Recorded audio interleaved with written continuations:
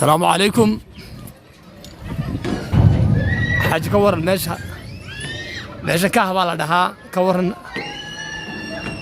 adiguna Hargeysa ugu soo booqatay aad baan ugu faraxsanahay runtii horta Hargeysa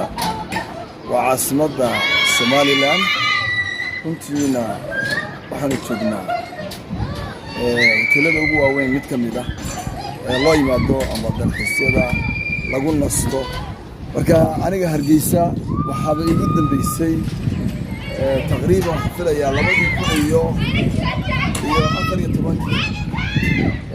شن يتبانك مردان السوق علي أنت يقدم لي وأنا قبل كعرقاو ما أنت عارف أنا في السنة هاي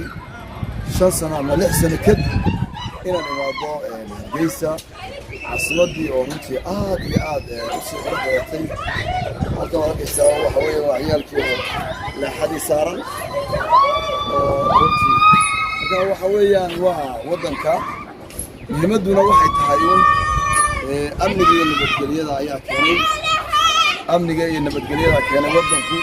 inuu horumar wanaagsan runtii uu keeno marka waxa weeyaan bulshada reer Somaliland saqiir iyo kabiir wadaad iyo mubiin in lagu dadaalo amniga nabadgelyada in lagu dadaalo aad iyo aad baad mahadsan tahay saaxiib